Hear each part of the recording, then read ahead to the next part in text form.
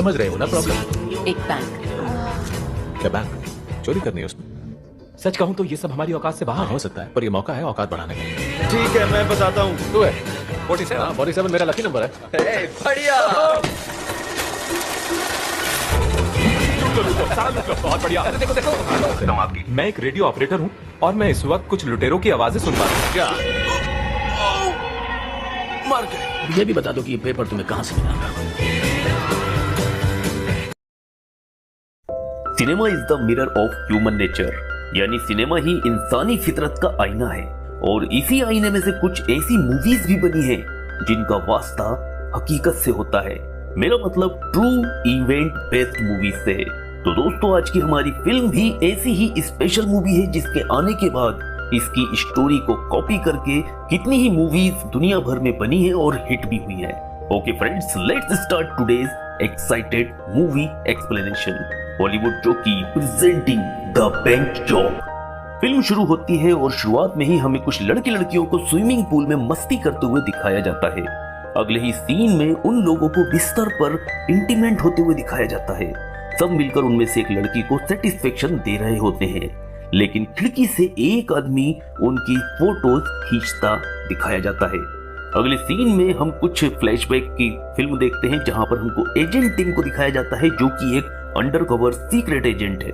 वो अपने senior officer के साथ मीटिंग के लिए यहाँ आया होता है, जहां ये दोनों के अलावा सीनियर ऑफिसर का असिस्टेंट भी होता है। सीनियर ऑफिसर एजेंट टीम को कुछ फोटोज दिखाता है और बताता है ये माइकल है जो एक ड्रग डीलर है। वो उसे माइकल के केस के बारे में पूरी डिटेल बताता है कि कैसे कोर्ट भी उसे सजा नहीं दे पाई है। इन सब का कारण जब वो पूछता है तो सीनियर ऑफिसर बताता है कि उसके पास कुछ फोटोज हैं जो अगर लीक हो जाए तो हंगामा हो जाएगा। तभी साथ बैठा सीनियर ऑफिसर का असिस्टेंट कुछ फोटोज दिखाते हुए बताता है कि माइकल ने वो सभी फोटोज इस बैंक के लॉकर में छुपा के रखी है। एजेंट टिम कहता है तो ठीक है, मैं कल ही अपने आदमियों को भेजकर लॉकर खाली करवा देता हूँ। मगर सीनियर ऑफिसर कहता है ऐसा करने से बात ऊपर तक जा सकती है और मैं ऐसा बिल्कुल नहीं चाहता हूँ। वो एजेंट टिम को अपने लेवल तक ही सब कुछ निपटा लेने के लिए कहता है और एजेंट टिम इस चीज के लिए मान जाता है। इसके बाद इंट्रोड्यूस कराया जाता है फिल्म के हीरो टेरी से, जो कि एक गैरेज का मालिक है और वो पुरानी कारों का धंधा करता है, लेकिन उसका धंधा बिल्कुल चौपट हो चुका होता है और उसके दरवाजे पर कर्जदार आकर उसे धमकी देते हैं और तोड़ फोड़ करते हुए जाते हैं। इतने में टेरी की दुकान पर एक लड़की आती है जो उसे बचपन से जानती है और इसका नाम होता है मार्टिन। वो उससे कहती है कि उसके पास टेरी के लिए एक ऑफर है और उसे रात में मिलने को कहती है। रात में जब टेरी मार्टिन से मिलता है और मार्टिन से उस ऑफर के बारे में पूछता है जिसके लिए उसने उसको बुलाया होता है, तब मार्टिन बताती है कि उसे एक बैंक लूटना है, मगर टेरी इस चीज के लिए तुरंत मना कर देता है। तब मार्टिन कहती है इसमें कोई रिस्क नहीं है, तुम्हें उस बैंक में बंदूक लेकर नहीं घुसना है, बल्कि सुरंग बनाकर बैंक में घुसना है, लॉकर रूम में जाना है और चोरी करना है। टेरी कहता है मैं सोचकर जवाब दूंगा। तो मार्टिन मान जाती है और जब टेरी वहां से चला जाता है उसके बाद उसके जाते ही मार्टिन बार में बैठे हुए एजेंट टिम के पास जाती है जो उससे टेरी के बारे में पूछता है, जिस पर मार्टिन बताती है कि वो अभी नहीं माना है लेकिन जल्द ही मान जाएगा। इतने में टेरी वहां वापस आता है और उन दोनों को साथ देखकर दरवाजे से ही वापस चला जाता है। दरअसल कुछ दिन पहले मार्टिन एयरपोर्ट पर ड्रग के साथ पकड़ी गई थी जिसमें एजेंट टिम ने उसे बचाया था ताकि वो उसका काम कर सके। अगले दिन टेरी अपने दो दोस्त डेव और केविन से एक बार में मिलता है और उन्हें बैंक लूटने के काम के बारे में बताता है, लेकिन वो दोनों भी साफ साफ मना कर देते हैं। फिर टेरी के समझाने पर वो मान जाते हैं। जिस बार में ये बैठे होते हैं उसके मालिक का नाम ल्यू होता है। कुछ देर में वहां पर दो पुलिस वाले आते हैं और ल्यू के पास जाते हैं। पुलिस वाले ल्यू को हफ्ते का पैसा बढ़ाने को कहते हैं और ल्यू उन्हें पैसा देकर वहां से रवाना कर देता है और उसके बाद वो सोनिया को फोन करता है और कहता है पुलिस वालों ने अपना हफ्ता बढ़ा दिया है और हमें साथ मिलकर काम करना होगा, खुद भी कमाओ उन्हें भी कमाने दो। वो ल्यू की बात मान जाती है।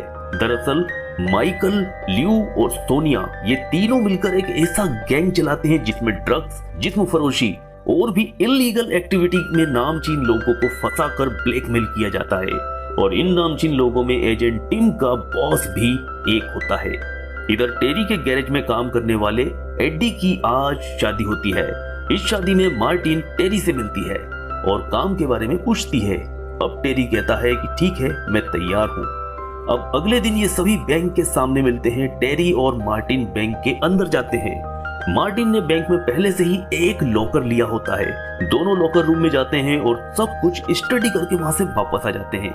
बैंक के बाहर डेव और केविन बैंक की कुछ फोटोज लेते हैं। तभी ल्यू उस बैंक से बाहर निकलता है और डेव को देखकर कहता है, तुम एक्टर हो ना? डेव कहता है, जी सर, मैंने आपकी कुछ फिल्मों में काम किया है।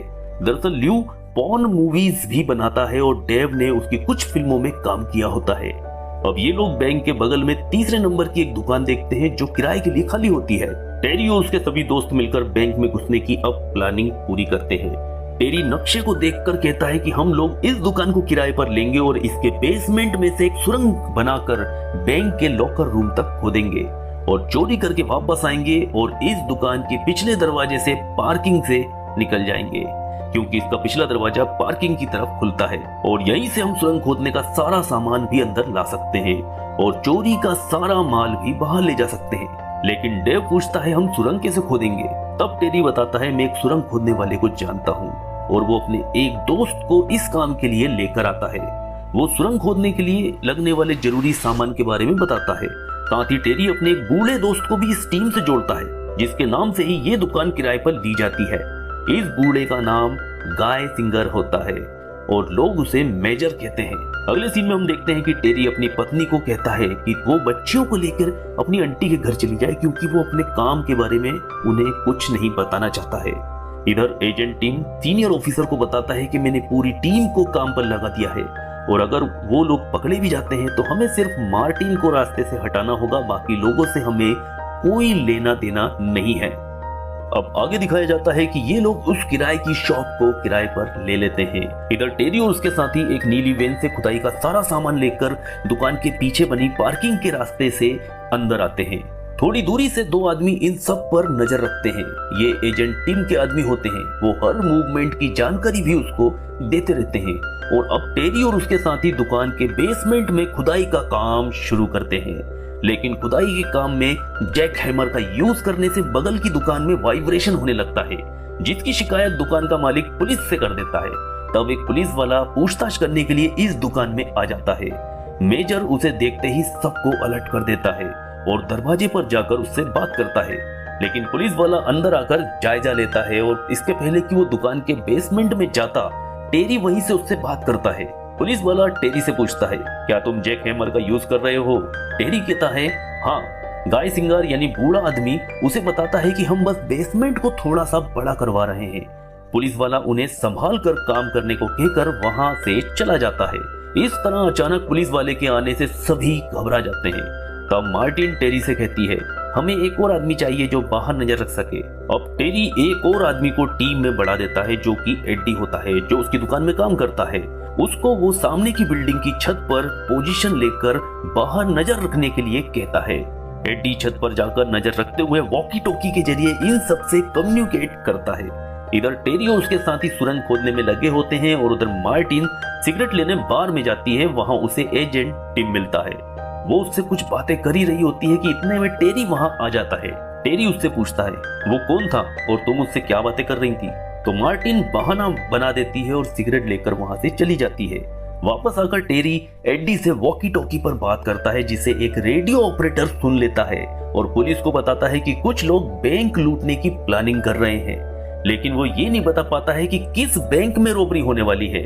तब पुलिस वाले भी रेडियो ऑपरेटर के जरिए एड्डी और टेरी की सारी बातें सुनते हैं ताकि उन्हें पकड़ने का कोई सुराग मिल सके। इधर सुरंग खोदते समय टेरी अचानक एक गड्ढे में गिरता है। टॉर्च से देखने में पता चलता है कि वो बहुत सालों पुरानी एक बड़ी सी सुरंग है जो बैंक के ठीक नीचे से होकर गुजरती है। ये देखकर सभी बहुत खुश हो जाते हैं, क्योंकि ये लोग मैप के हिसाब से बैंक के लॉकर के रूम के ठीक नीचे आ चुके होते हैं। अब फ्लेयर गन से ये उसमें एक होल करते हैं और टेरी सीढ़ी लगाकर बैंक के अंदर जाता है। लेकिन फ्लेयर गन की यूज से अंदर बहुत सारा धूल और जहरीली गैस का धुआं भर जाता है, जिससे वो लोग डिसाइड करते हैं कि इसमें हम थोड़ी देर बाद जाएंगे। जब सब लोग सो रहे होते हैं तभी मार्टिन जाग जाती है और चुपके से बैंक में जाती है और लॉकर नंबर 118 यानी 118 को खोलने की कोशिश करती है।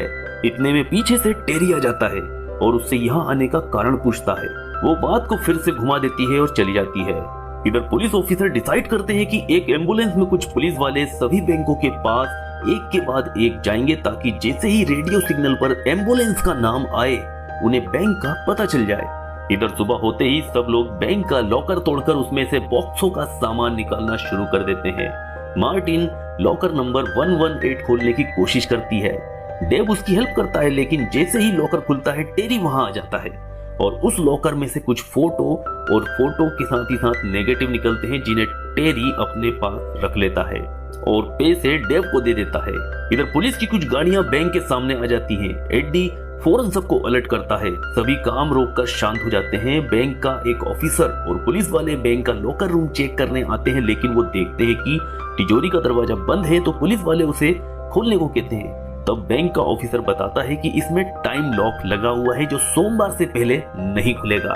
सब ठीक लगने पर वो सभी वहां से वापस चले जाते हैं और उनके जाते ही टेरी बोलता है, जल्दी से सब काम को खत्म करो और निकलो यहाँ से। सब वापस काम पर लग जाते हैं। इतने में वो पुलिस की एम्बुलेंस वहां बैंक के सामने आकर रुकती है। एडी फौरन वॉकी टॉकी की तरफ हाथ बढ़ाता है, लेकिन वॉकी टॉकी उसके हाथ से फिसलकर बिल्डिंग की छत से नीचे गिर जाता है। एम्बुलेंस थोड़ी देर खड़ी रहती है, लेकिन वॉकी टॉकी से कोई रिस्पॉन्स नहीं मिलने पर एम्बुलेंस वहां से चली जाती है। इधर टेरी वॉकी टॉकी पर एडी से कनेक्ट करने की कोशिश करता है, लेकिन बात नहीं हो पाती है। तो उसे लगता है कि कुछ गड़बड़ है और वो सबसे तुरंत वहां से माल लेकर निकलने को कहता है। सब लोग सारा पैसा और सामान लेकर वहां से निकल जाते हैं। नीली वैन पार्किंग लॉन से जैसे ही बाहर निकलती है, एजेंट टिम के लोग उसे खबर करते हैं और उस वैन का पीछा करते हैं। एजेंट टिम अपने आदमियों से उस वैन को रोकने के लिए कहता है, लेकिन जब तक ये लोग वैन को रोककर चेक करते हैं तब तक वो सभी वहां से गायब हो चुके होते हैं। इधर टेरी और उसके साथी एक दूसरी वैन में बैठते हैं। तब टेरी बताता है कि उसने प्लान चेंज कर दिया है क्योंकि उसे मार्टिन के उस दोस्त पर बिल्कुल भरोसा नहीं होता है और वो लोग दूसरे रास्ते से वहां से निकल जाते हैं। इधर एजेंट टिम का boss senior officer agent Tim को डांटते हुए कहता है, वो लोग तुम्हारे हाथ से कैसे निकल गए? एजेंट टिम कहता है, वो लोग पकड़े जाएंगे। यहाँ टेरी सभी को लूट का माल बांट देता है। मेजर और बेम्बास वहां से अपना अपना हिस्सा लेकर चले जाते हैं। उनके जाते ही टेरी मार्टिन से सब कुछ सच सच बताने को कहता है। तब मार्टिन सबको बताती है कि एक बार जब मैं एयरपोर्ट पर ड्रग्स के साथ पकड़ी गई थी तब एजेंट टिम ने मुझे इस शर्त पर बचाया था कि मैं तुम लोगों के साथ मिलकर इस बैंक में डकैती करूं और लॉकर रूम से लॉकर नंबर 118 का सारा सामान उसको ले जाकर दूं। अब टेरी, डेव और केविन मिलकर मार्टिन को भला बुरा कहने लगते हैं। टेरी कहता है कि अब हम सबने ये फोटोज देख लिए हैं तो वो लोग हमें भी नहीं छोड़ेंगे। मार्टिन कहती है, हम उन्हें ये फोटोज दे देंगे तो वो हमें कोई नुकसान नहीं पहुंचाएंगे। डेव वहां से जाने लगता है। टेरी उससे कहता है कि हमें एक साथ रहना चाहिए, लेकिन वो नहीं मानता और वहां से चला जाता है और उसके जाने के बाद बाकी सब लोग वहां से चले जाते हैं। दूसरे दिन चोरी की खबर फैल जाती है। खबर सुनते ही सोनिया बैंक आती है क्योंकि बैंक में उसका भी लॉकर था, लेकिन उसे अंदर नहीं घुसने दिया जाता। इधर मार्टिन टेरी के साथ मिलकर एजेंट टिम को फोन करके फोटोज के लिए एक रेलवे स्टेशन पर बुलाती है। इधर ल्यू को एक पुलिस वाले से पता चलता है कि चोरों ने उसका लॉकर भी लूट लिया है। तब उसकी हालत खराब हो जाती है। ल्यू बताता है कि उसके लॉकर में एक डायरी थी जिसमें वो पुलिस वालों को देने वाले हफ्ते की पूरी डिटेल रखता है और सारा हिसाब भी पैसे का उसी में लिखता है। अब सारे करप्ट पुलिस वाले जो होते हैं उनकी हालत भी बहुत खराब हो जाती है क्योंकि उनकी पूरी डिटेल उस डायरी में ऑलरेडी थी। थोड़ी देर बाद ल्यू फोन पर माइकल को बैंक रॉबरी के बारे में बताता है। वो भी घबरा जाता है क्योंकि माइकल का लॉकर नंबर 118 भी लूटा जा चुका था। इधर टेरी एजेंट टिम से मिलने रेलवे स्टेशन पर जाता है जहां मार्टिन ने एजेंट टिम को बुलाया था। टेरी कुछ फोटोज एजेंट टिम को देता है और कहता है कि मुझे कुछ नुकसान पहुंचाने की कोशिश की तो ये फोटोज कल के न्यूज़पेपर में छप जाएंगे और उसे उन फोटोज के बदले में अपनी टीम मेंबर्स के लिए पासपोर्ट और आउट ऑफ कंट्री निकलने का इंतजाम करने को कहता है। एजेंट टिम उन फोटोज को देखकर उसकी बात मान लेता है। एजेंट टिम अपने सीनियर ऑफिसर से मिलता है और सीनियर ऑफिसर को वो फोटोज दिखाता है। सीनियर ऑफिसर टेरी की शर्तों को पूरा करने का इंतजाम करने के लिए ऊपर बात करता है। इधर ल्यू को याद आता है कि रॉबरी वाले दिन से कुछ दिन पहले जब वो बैंक गया था तब उसे एक लड़का मिला था जो उसकी पॉर्न फिल्मों में काम करता था। वो सारे पुराने वीडियोस को देखता है जिसमें से एक टेप में वो डेव को पहचान लेता है और पुलिस वालों को उसे पकड़ने भेजता है।